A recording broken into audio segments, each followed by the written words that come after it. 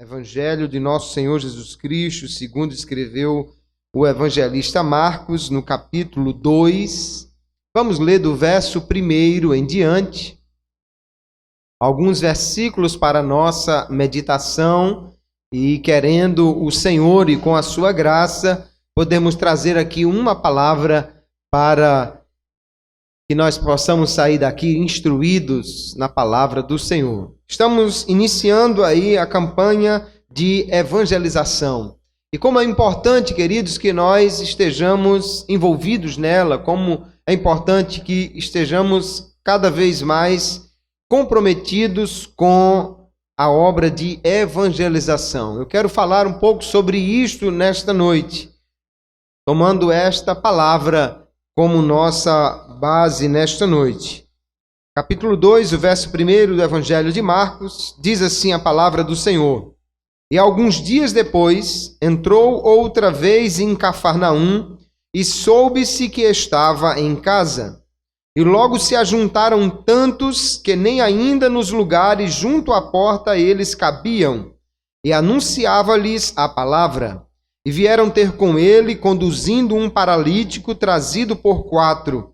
E não podendo aproximar-se dele por causa da multidão, descobriram o telhado onde estava, e fazendo um buraco, baixaram o leito em que jazia o paralítico. E Jesus, vendo-lhes a fé, disse ao paralítico: Filho, perdoados estão os teus pecados. E estavam ali assentados alguns dos escribas, que arrazoavam em seu coração, dizendo: Por que diz este assim blasfêmias? Quem pode perdoar pecados, senão Deus? E Jesus, conhecendo logo em seu espírito que assim arrazoavam entre si, lhes disse: Por que arrazoais sobre estas coisas em vosso coração? Qual é mais fácil, dizer ao paralítico: Estão perdoados os teus pecados? Ou dizer-lhe: Levanta-te e toma o teu leito e anda? Ora, para que saibais que o Filho do Homem tem na terra poder para perdoar pecados, disse ao paralítico: A ti te digo, levanta-te e toma o teu leito e vai para a tua casa. E levantou-se e, tomando logo o leito, saiu em presença de todos, de sorte que todos se admiraram e glorificaram a Deus, dizendo: Nunca tal vimos. Amém. Glória a Jesus. Que Deus maravilhoso é o nosso Deus. Aqui temos uma passagem, queridos, no Evangelho de Marcos, este Evangelho que tem um foco no trabalho, na obra de Jesus, que numa narrativa bastante rápida, dinâmica, vai apresentando um após outro os feitos do Senhor Jesus. E no início deste capítulo 2, diz que Jesus estava na sua cidade, ou na cidade onde ele foi morar quando iniciou o seu ministério. Jesus nasceu em Belém, depois foi levado por seus pais para Nazaré, mas quando começou o seu ministério, fixou a sua residência em Cafarnaum. E naquele dia, Jesus estava em casa. Isso não era tão comum, porque Jesus estava o tempo todo indo até as aldeias, indo até as cidades para pregar o evangelho. Certamente não era fácil encontrar Jesus em casa. Ele não era do tipo que ficava se balançando numa rede, tomando uma aguinha de coco e orando: Deus, manda alguém para pregar o evangelho. Não, ele ia pregar o evangelho, ele ia, porque ele era a própria mensagem e o porta-voz da grande notícia de Deus para os homens. Naquele dia, Jesus estava em casa. E quando souberam que ele estava ali, diz o texto que uma verdadeira multidão se ajuntou, de forma que não havia mais espaço para ninguém dentro da casa, que nem junto à porta cabia mais. A casa de Jesus ficou lotada de gente. Tinha gente de Jerusalém, tinha gente da Galiléia, da Judéia, certamente tinha gente de toda parte, porque a fama de Jesus já estava muito longe, e eles encheram a casa de Jesus para ouvir o que ele tinha para falar. Eu acho maravilhoso porque Jesus não fazia propaganda de si mesmo. Naquela época não tinham as redes sociais para facilmente se comunicar com o povo, mas a palavra de Jesus era tão maravilhosa, ele fazia tantos sinais e maravilhas, que era impossível ele se esconder. Onde sabiam que ele estava, multidões afluíam à sua procura. Assim é o verdadeiro evangelho, quando Jesus está falando e está operando. Aleluia! Multidão encheu aquela casa. Mas diz o texto que 4 amigos resolveram trazer um paralítico à presença do Senhor Jesus. Nós vamos ver a dificuldade desses homens para levar este paralítico ao Senhor. Mas enquanto nós vamos estudando essa história, ao mesmo tempo eu quero tomá-la para falar de 4 características que devem existir no trabalho de evangelização. 4 coisas que vemos na forma daqueles homens trabalharem, que também deve existir na igreja quando ela se programa para pregar a palavra de Deus, para anunciar o evangelho.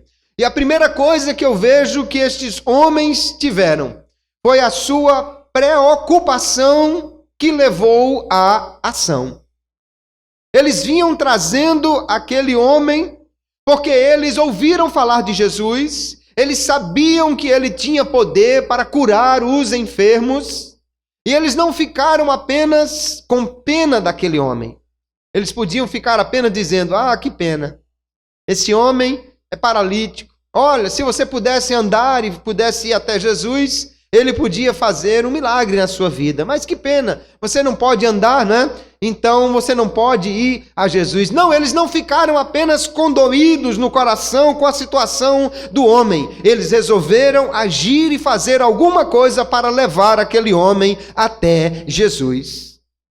Eles tomaram então aquela cama onde estava o homem e resolveram então colocá-la nos ombros e levar aquele homem à presença de Jesus. Não ficaram se lamentando, não tiveram apenas o coração cheio de dó por aquele homem, mas eles resolveram agir e fazer alguma coisa. Nós vivemos numa geração, queridos, numa cidade onde há muitas pessoas precisando de Jesus. Alguns precisam dele também para curar o seu corpo, mas a maioria precisa dele para curar a sua alma. Há muitas pessoas que estão enfermas pelo pecado, estão caminhando a passos largos para a destruição, estão a caminho da perdição eterna, estão ligeiramente se dirigindo para o inferno. E a pergunta que nós precisamos fazer é: nós estamos preocupados com isto? E porque estamos preocupados, vamos fazer alguma coisa por eles? Ou ficamos apenas olhando as estatísticas, dizendo: olha que pena, na nossa cidade ainda tem mais de 80% de pessoas que não são evangélicas. Olha que pena, milhares de pessoas vêm a Natal para as festas populares, para o Carnatal, para as festas que aqui se produzem. Olha, milhares de pessoas no nosso estado vão para as festas no interior, e essas pessoas bebem, e essas pessoas usam drogas, e essas pessoas estão aí. Ah, que pena, que pena, que pena. Não podemos ficar apenas nesta lamentação. Se nós queremos tomar o exemplo destes homens, nós precisamos fazer alguma coisa para levar essas pessoas a Jesus, ou para levar Jesus até estas pessoas. O seu coração se move, a sua alma se dói, e você faz alguma coisa para levar estas pessoas até Jesus? Lhe causa um mal-estar na alma que seus amigos, parentes, vizinhos, colegas de trabalho estejam caminhando para o inferno? E o que você está fazendo para levar essas pessoas até Jesus? A nossa preocupação deveria nos levar a perguntar a nós mesmos: o que eu posso fazer para mudar esta realidade? O que eu posso fazer para mudar esta situação? E em vez de ficarmos apenas lamentando, precisamos descruzar os braços, tomar a situação nas mãos e dizer: eu posso fazer alguma coisa, eu posso distribuir um folheto, eu posso convidar os meus parentes, eu posso falar de Jesus nas redes sociais, eu posso visitar um amigo e evangelizá-lo, eu posso convidar alguém para ir no culto na minha igreja, então eu vou fazer, porque eu quero cooperar com o reino de Deus. Estava ali aquele homem, ele não podia fazer nada por si mesmo. Era um homem paralítico, não podia andar. Talvez ele já tivesse ouvido falar de Jesus, mas ele não podia ir até Jesus. Mas aqueles homens disseram: nós podemos levá-lo. E aí então partiram para a ação. Há uma coisa que nós precisamos considerar, queridos irmãos, é que Jesus deu uma ordem aos seus discípulos, a mim e a você. E ele disse: ide por todo mundo e pregai o evangelho a toda criatura. Ele não disse por favor, ele não disse se for possível, ele não disse se você não estiver muito ocupado com outra coisa, ele não disse quem sabe se você tiver um tempo livre aí, mas ele disse: ide e pregai o evangelho. Isto é uma ordem e nós precisamos cumpri-la, porque precisamos cumprir todos os mandamentos do Senhor para nós. Tiago escreve na sua epístola, capítulo 4, verso 17, dizendo: aquele que sabe fazer o bem e não o faz, comete pecado. Aqueles homens não ficaram apenas olhando com pena para o paralítico, eles resolveram agir, e nós devemos fazer a mesma coisa no trabalho de evangelização. Então a primeira coisa que eu vejo é que aqueles homens tiveram uma preocupação que levou-os à ação para ganhar aquela vida, para impactar aquele homem, levando-o até Jesus. A segunda coisa que eu vejo, queridos, que deve existir no trabalho de evangelização é que eles tiveram cooperação uns com os outros. Talvez um homem só não pudesse levar um paralítico na cama. 2 talvez ainda ficasse muito pesado. 3 talvez ficasse um pouco desequilibrado. Mas os 4 resolveram agir em conjunto. Um deve ter pego num pé da cama, o outro no outro, o outro no terceiro, o outro no último, e disseram: vamos juntos, nós vamos fazer este homem chegar até Jesus. Aleluia! E assim, cooperando um com o outro, trabalhando juntos, eles conseguiram fazer aquilo que um só não poderia fazer. Precisou de 4 homens para levar aquele homem para Jesus. E também o trabalho de evangelização precisa de cooperação de todas as pessoas da igreja. Deus vai chamar alguns para ir à frente. Deus vai chamar outros para ficar na retaguarda. Deus vai chamar uns para falar, Deus vai levantar outros para orar, Deus vai levantar uns para montar a estrutura, Deus vai levantar outros para investir financeiramente, Deus vai levantar alguém para evangelizar de casa em casa, Deus levantará outro para pregar numa cruzada, Deus vai levantar alguém para de madrugada se levantar e gemer pelos que estão perdidos indo para o inferno, Deus vai levantar outros para durante o dia sair de casa em casa falando do amor de Deus, e a cooperação de todos é que vai fazer com que esse trabalho progrida. O que nós precisamos entender, queridos, é que esta é uma obra de todos nós. Você e eu podemos cooperar com Deus no trabalho de evangelização. Eu estava outro dia falando aqui de uma irmã nossa que passou para o Senhor este ano, e a sua filha dava testemunho no dia que fizemos aqui a cerimônia fúnebre, e ela dizia: a minha mãe estava já com idade avançada, mas principalmente estava muito enferma, e ela não podia ir mais à igreja, não vinha mais aos cultos, nem podia sair para evangelizar. Mas ela me pedia, dizia a sua filha, que me levasse até o portão de casa. E ela nem conseguia ficar em pé, nem se equilibrar muito bem, mas ela ficava ali escorada no portão, com um pacote de folhetos nas mãos. E todos os que passavam na calçada, ela entregava um folheto da palavra de Deus para aquela pessoa. Isto é cooperação. Ela entendeu, eu não posso fazer muito, mas o que eu posso fazer, eu vou fazer para ganhar algumas pessoas para o reino de Deus. Então pergunte a você mesmo, o que é que você pode fazer para levar a palavra de Deus para o seu vizinho, para o seu colega, para o seu amigo, para as pessoas na sua rua, para os seus familiares. O que é que você pode fazer? Como você pode contribuir? Você pode dizer, eu não sei falar, mas já há material impresso pronto que você pode entregar.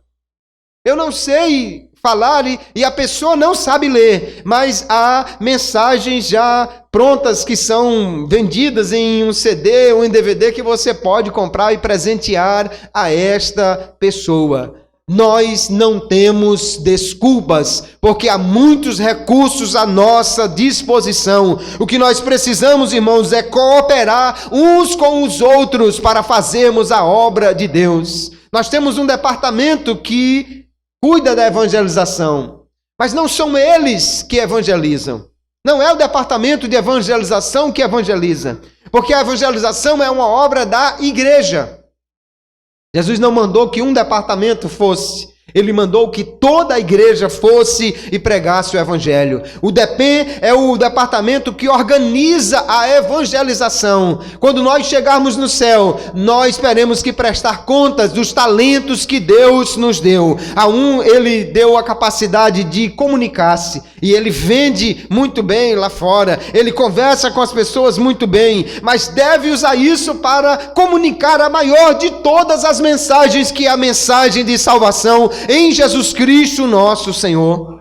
Aleluia! A outros Deus deu a capacidade de organizar eventos, de fazer as coisas bem organizadas. Ele pode e deve usar também este seu talento para organizar alguma obra de evangelização, quem sabe um culto na sua casa, quem sabe um trabalho na igreja. Enfim, Deus nos deu capacidades e Ele espera que nós usemos isso na obra de evangelização. Agora, sabe o que eu acho extraordinário na obra de Deus?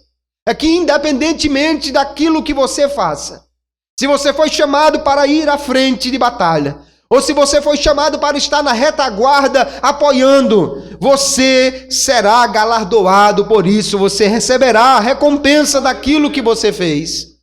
Lá no primeiro livro de Samuel, capítulo 30, o rei Davi estabelece a regra de divisão da recompensa, porque ele estava perseguindo os inimigos que haviam saqueado a cidade que ele estava morando, lá em Ziclag, no sul de Israel. E quando ele ia com 600 homens, havia uma bagagem que estava os atrasando, e alguns estavam muito cansados por levar aquela bagagem. Davi deixou 200 homens cuidando da bagagem, e levou 400 com os cavalos livres de peso para alcançar o inimigo. Ele alcançou o inimigo, Deus deu vitória a ele. Eles tiraram todo o despojo, tudo que havia sido roubado deles, eles recuperaram e trouxeram de volta. E quando eles chegaram, alguém disse assim: só os que foram à frente irão repartir esta recompensa. E aí ele disse: não, tanto aqueles que foram à frente, quanto aqueles que ficaram tomando conta da bagagem, igualmente repartirão a recompensa, porque todos trabalharam. Aleluia! A obra de Deus é feita pelos que vão, é feita também pelos que ficam na oração, é feita também pelos que apoiam na contribuição, é feita também por aqueles que estão ajudando, e todos, irmãos, receberão a recompensa que vem do Senhor pelo trabalho que eles fizeram. Não há inúteis na casa de Deus, senão aqueles que se fizeram inúteis por não quererem utilizar os recursos que Deus lhe deu para pregar a sua palavra e para alcançar almas para o reino de Deus. Você pode cooperar com o reino de Deus? Pergunte a você mesmo: o que eu posso fazer? Às vezes ficamos só pensando o que Jesus fará por mim, mas pergunte-se nesta noite: o que eu farei por Jesus? O que eu farei pelas almas que estão necessitadas de salvação? Aqueles homens resolveram agir e resolveram cooperar um com o outro. Se a igreja trabalha unida, ela consegue fazer muito mais do que alguém trabalhando isoladamente. Se um conjunto trabalha com o outro, se um departamento apoia o outro, se a igreja trabalha com o ministério, se os irmãos trabalham junto com o pastor, se todos estão unidos fazendo a obra de Deus, muito mais conseguiremos produzir para o reino dos céus, e muito mais nós teremos que apresentar ao Senhor naquele dia, quando comparecermos diante dele e ele perguntar: o que você fez com os dons e talentos que eu lhe dei lá na terra? Glória a Jesus. A terceira coisa que eu vejo, queridos, que aqueles homens tiveram quando levaram aquele homem para Jesus, é que eles tinham uma preocupação que levava à ação. Eles tinham uma cooperação uns com os outros, e eles tinham compromisso em levar adiante aquilo que eles se propuseram a fazer. Imagine, lá vinham aqueles homens, trazendo uma cama nos ombros, com um homem paralítico em cima. Mas qual não foi a surpresa deles quando chegaram na porta da casa de Jesus? Não dava para entrar de jeito nenhum. A porta estava tomada. Se haviam janelas, elas estavam tomadas. Se havia uma porta no quintal, ela estava tomada de gente. E o texto diz que não tinha lugar mais de forma nenhuma que coubesse alguém naquela casa. Imagine entrarem 5 homens e ainda levando uma cama com um deles deitado em cima. Não tinha espaço. Ninguém os acusaria se eles dissessem: nós tentamos, mas infelizmente não tem como esse homem chegar a Jesus. Ninguém talvez cobrasse deles se eles disseram: olha, meu amigo, você está vendo aí a situação. Nós fizemos o que nós podíamos, mas a situação está difícil e as coisas não são fáceis. E olha, está tudo ocupado e alguém chegou primeiro e outras desculpas que eles podiam utilizar, mas não. Eles pararam e disseram: nós precisamos fazer alguma coisa para levar esse homem até Jesus. Vamos até o fim. Já chegamos aqui, vamos fazer alguma coisa. Então eles usaram a criatividade e eles usaram a ousadia para levar aquele homem para Jesus. Eles resolveram subir na casa. E olha que subir na casa levando uma cama não é fácil. Nem que houvesse uma escadaria rodeando a casa, não seria uma coisa tão simples. E se tinha que subir numa escada de madeira, era mais complicado ainda. Eu não sei como eles subiram, porque o texto não diz, mas o fato é que eles subiram na casa de Jesus, e não contentes em estar no teto, eles resolveram descobrir o telhado, fazendo um buraco nele.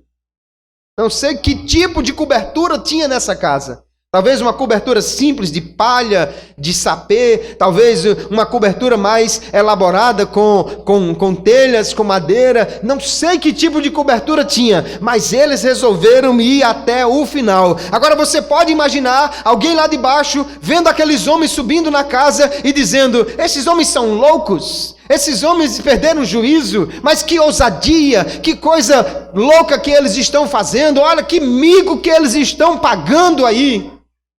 E eles não estavam nem um pouco preocupados com o que as pessoas estavam dizendo. Eles só tinham uma coisa na sua mente: esse homem precisa de Jesus e nós vamos levá-lo até ele.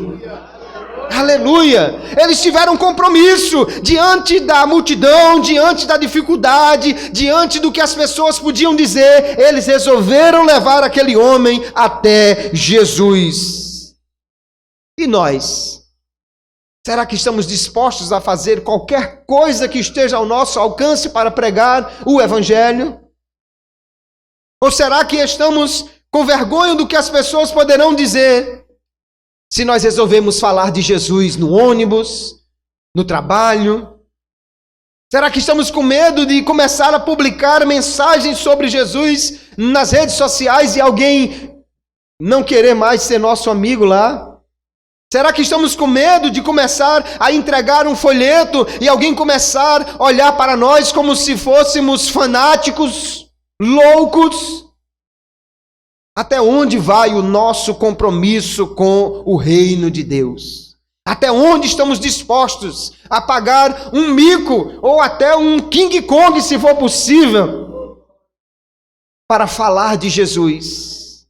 para levar o evangelho até as pessoas que estão necessitadas. Aquele homem dependia daqueles 4 homens. E eu vou lhe dizer uma coisa: na sua família, na sua rua, no seu trabalho, na sua escola, há pessoas que contam com você. Elas nem dizem isso, elas nem sabem disso, mas você talvez seja a única maneira de elas terem um encontro com Jesus. Deus não colocou você nessa repartição só para fazer um trabalho burocrático. Deus colocou você aí como um mensageiro dele. Deus não colocou você nessa rua simplesmente para você manter a sua casa limpa, varrer a calçada e estar ali confortavelmente instalado. Deus colocou você aí para ser um mensageiro dele, levar a mensagem de salvação às pessoas que moram ao seu redor. Deus não permitiu que você entrasse nessa escola apenas para você sair daí graduado com um canudo debaixo do braço, mas para que você fosse um mensageiro de Deus para levar uma mensagem que aqueles que estão lá precisam ouvir. Talvez você seja a única esperança deles para que eles possam ouvir essa mensagem que transforma vidas. Não pare no seu compromisso, não fique pensando no que as pessoas vão dizer, não fique acanhado do que as pessoas vão julgar. Aleluia.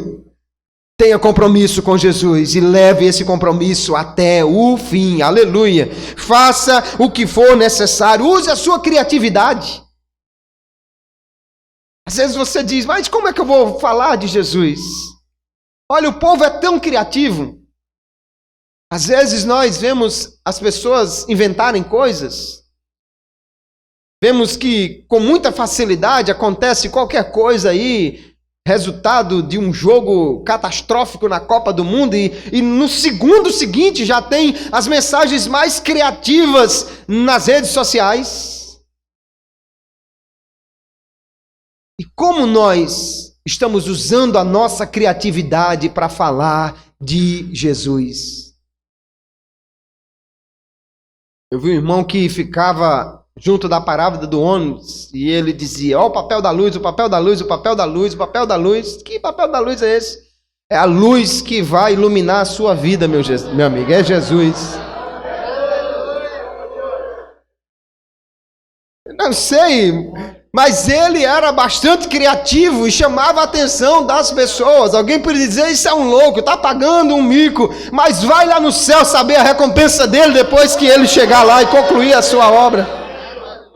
Deus nos deu capacidade e nós precisamos ter compromisso com a obra de evangelização para levarmos adiante aquilo que nós podemos fazer. Deus quer que nós usemos o que Ele nos deu para levar os outros até Jesus.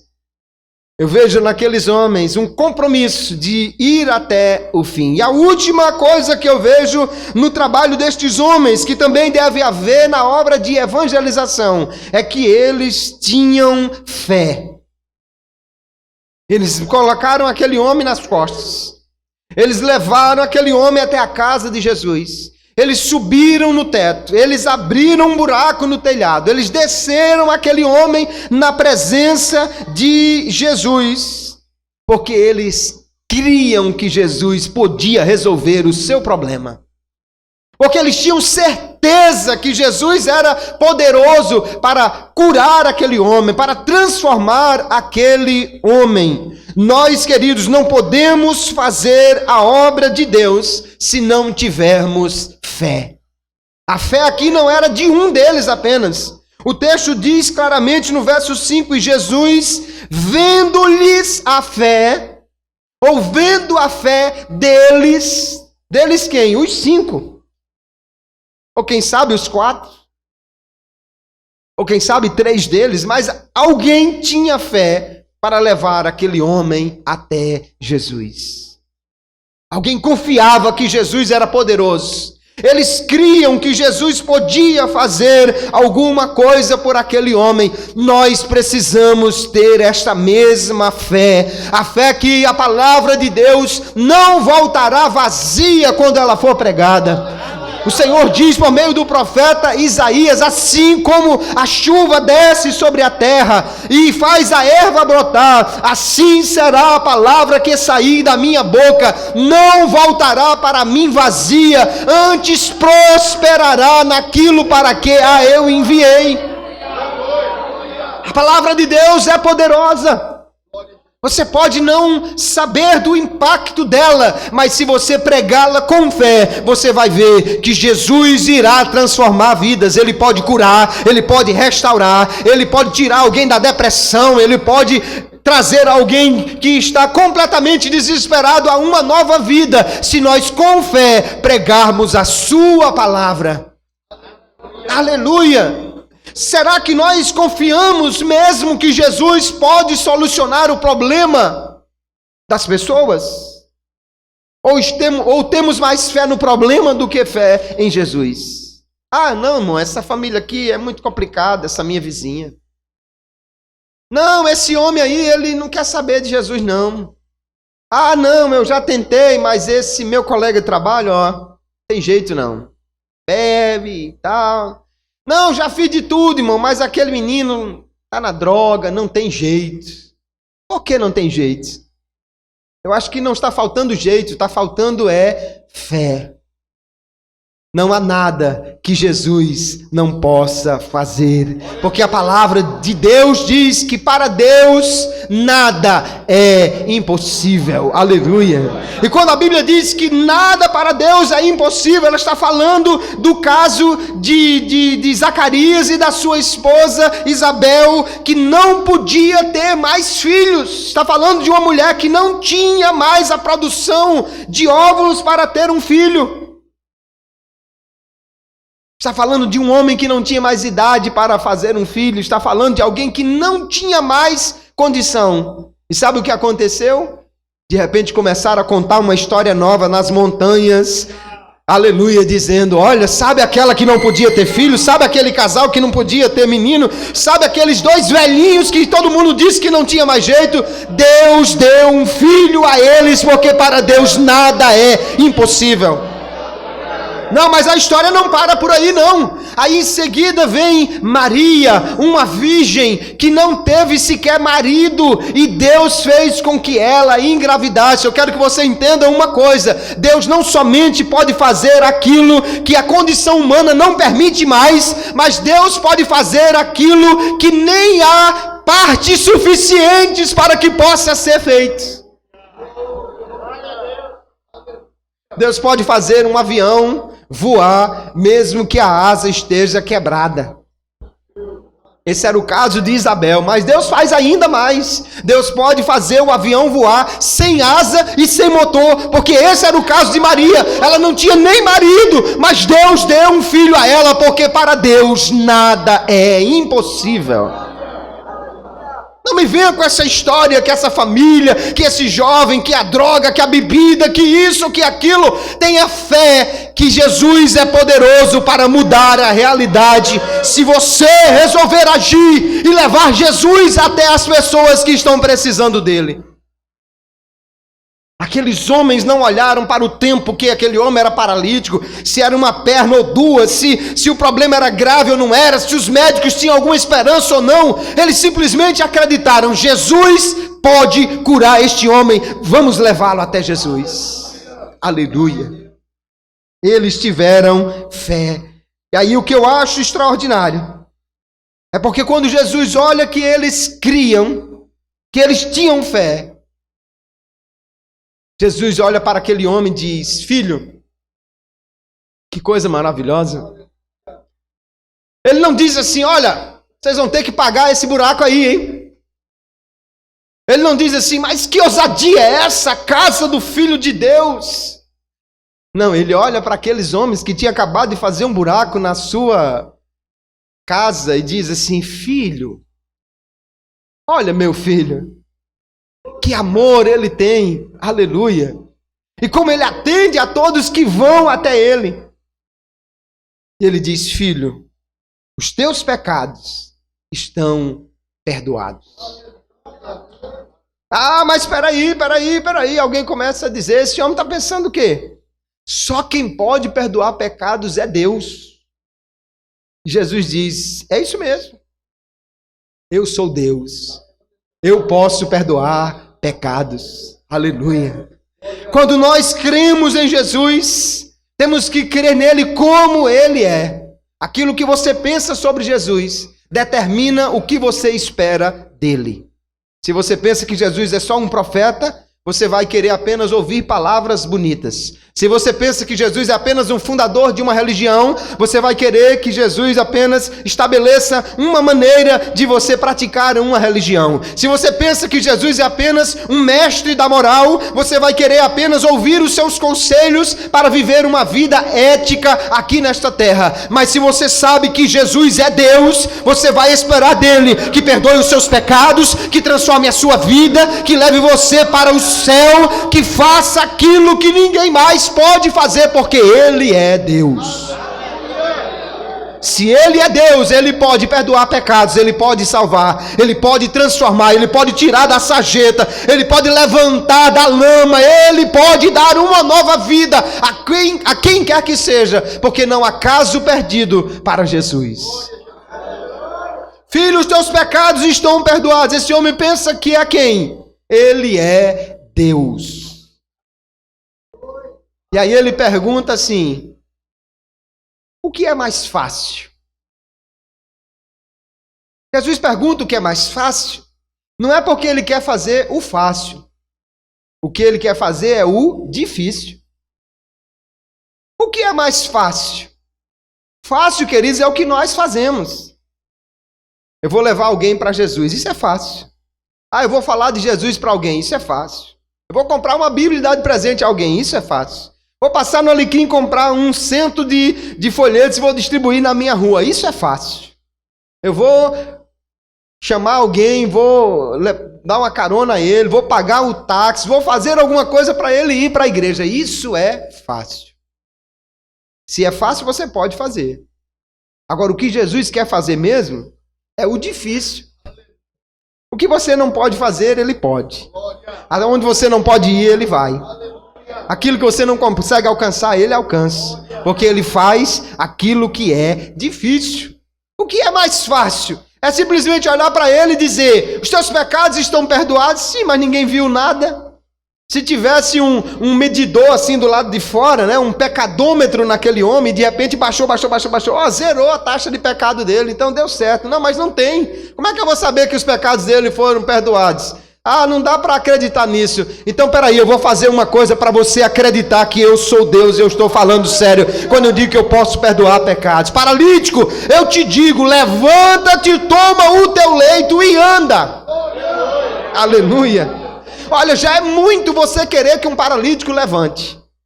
Agora, é uma ousadia querer que, além disso, ele bote a cama nas costas e leve embora para casa. Peraí, assim é demais. Jesus, olha, tem que fazer algumas semanas de fisioterapia, porque ele está fraquinho. O Senhor curou, mas ele precisa ainda firmar os passos. Depois de umas fisioterapias aí ele vai poder... Tem esse negócio com Jesus não, meu irmão, porque ele faz a obra completa. Paralítico é o seguinte, fique de pé, se firme nos seus joelhos, as suas pernas, e tem mais uma coisa, bote essa cama nas costas e leve embora para casa, que você não precisa mais de ninguém para isso não, porque Deus fez a obra completa. Ele fez a obra toda, aleluia. Jesus não cura para fisioterapeuta dar um jeitinho depois, não. Ele faz a obra por inteiro, porque Ele é Deus. Ele é Deus, aleluia. O que você precisa é crer nisso. Creia, aleluia. Leve alguém para Jesus, Ele pode. Creia e convide seu vizinho para chegar até Jesus. Ele pode resolver o problema dele. Aleluia, ele pode fazer uma obra extraordinária. E aquele homem, diz o texto, ele levantou-se. Eu acho engraçado que o homem é mais obediente do que muitos crentes. Porque tem uns crentes que Jesus diz assim, vá pregar o evangelho. Ele não vai de jeito nenhum. Esse homem, Jesus disse, tome a sua cama e vá para casa. Ele ficou em pé, tomou a cama, botou nas costas e foi embora para casa. Ele não ficou nem para ouvir o resto da mensagem. Ele não vai esperar Jesus terminar, não. Ele mandou embora para casa, vocês ficam aí que eu vou embora para casa, que Jesus mandou eu fazer isso. Levantou-se, tomou o leito e saiu na presença de todos. Ele foi obediente. Aleluia. Essas 4 coisas eu vejo no trabalho destes homens. Eles tinham uma preocupação que os levava à ação. Eles cooperaram um com o outro. Eles tiveram um compromisso de fazer aquilo até o fim. E eles tiveram fé que Jesus podia mudar a história daquele homem. Se nós tivermos essas 4 coisas no trabalho de evangelização, nós podemos revolucionar este bairro. Podemos mudar a história desta cidade. Podemos transformar este país e o mundo inteiro pode ser impactado. John Wesley dizia: me dê apenas 100 homens que não temam outra coisa senão a Deus e que não tenham outra coisa no coração senão a sua palavra, e eu revolucionarei o mundo. Aleluia.